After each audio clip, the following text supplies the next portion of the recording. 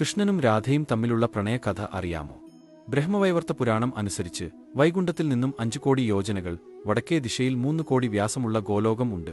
അവിടെ കൃഷ്ണൻ യൗവനത്തിൽ തന്റെ ഗോപാലന്മാർക്ക് ഒപ്പവും പശുക്കൾക്ക് ഒപ്പവും താമസിക്കുന്നു. അതുകൊണ്ടാണ് ഗോലോകം എന്ന പേര്.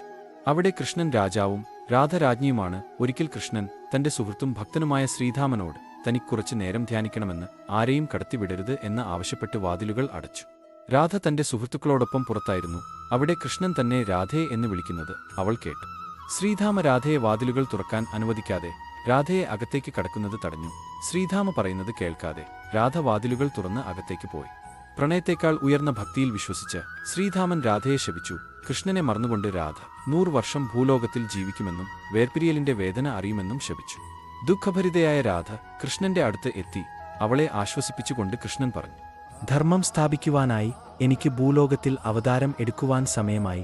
അവിടെ ദേവി എന്നെ മറന്നിട്ടായാലും എന്റെ ഒപ്പമുണ്ടാവും. കർമ്മം നിർവഹിക്കാൻ ഞാൻ യാത്ര പോകുന്ന പക്ഷം ശാപം ഫലിക്കും എന്ന് സമാധാനിപ്പിച്ചു. കൃഷ്ണനില്ലാതെ ഗോലോകത്തിൽ ജീവിക്കാൻ ബുദ്ധിമുട്ടാണെന്ന് രാധയ്ക്ക് അറിയാമായിരുന്നു. അതിനാൽ ആദ്യം ഭൂലോകത്ത് ജന്മം എടുക്കുവാൻ തീരുമാനിച്ചു. പോകുന്നതിനു മുമ്പ് രാധ കൃഷ്ണന്റെ കണ്ണുകളിലേക്ക് നോക്കി.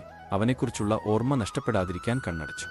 ഭൂമിയിൽ ശുക്ലപക്ഷ അഷ്ടമി ദിവസം ഗ്രാമമുഖ്യനായ വൃഷഭാനുവിന്റെയും കീർത്തിയുടെയും മകളായി മധുരയിൽ നിന്ന് 10 കിലോമീറ്റർ അകലെയുള്ള ബർസാനയിൽ ജനിച്ചു. വൃഷഭാനു നദിയിൽ കുളിക്കാൻ പോയപ്പോൾ 1000 ഇതളുകളുള്ള താമരയിൽ സ്വർണ്ണ നിറത്തോട് കൂടിയ രാധ ഒഴുകിവന്നു. രാധ ജനിച്ച 11 മാസത്തേക്ക് കണ്ണുതുറന്നില്ല. കാഴ്ചശക്തി ഇല്ലാത്ത കുഞ്ഞാണ് എന്ന് എല്ലാവരും പറഞ്ഞു.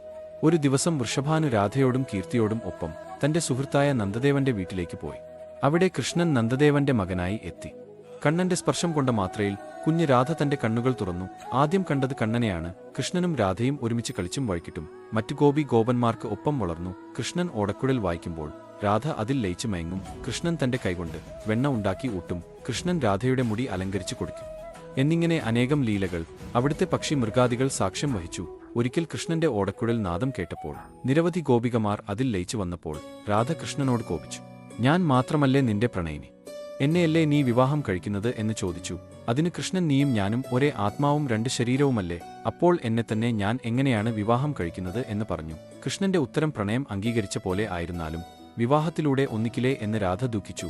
അപ്പോഴാണ് കൃഷ്ണൻ തന്റെ കർമ്മമായ ധർമ്മസ്ഥാപനത്തിന് മധുരയിലേക്ക് താൻ പോകും എന്നറിയിച്ചത്. അക്രൂരർ വന്ന് കൃഷ്ണനെ മധുരയിലേക്ക് കൂട്ടിക്കൊണ്ടു പോകുന്ന വേളയിൽ കൃഷ്ണൻ ആവശ്യപ്പെട്ടത് അനുസരിച്ച് രാധ കരയാതെ യാത്ര അയച്ചു. ആ നേരമാണ് കൃഷ്ണൻ താനും ആ ബ്രജ്ഭൂമിയും രാധയുടെ നാമത്തിൽ അറിയപ്പെടും എന്ന് അറിയിച്ചത്. ഇന്നും വൃന്ദാവനത്തിലെ ഓരോ വീട്ടിലും ആളുകൾ പരസ്പരം സ്വീകരിക്കുന്ന വേളയിലും രാധേ രാധേ എന്ന് കേൾക്കാം.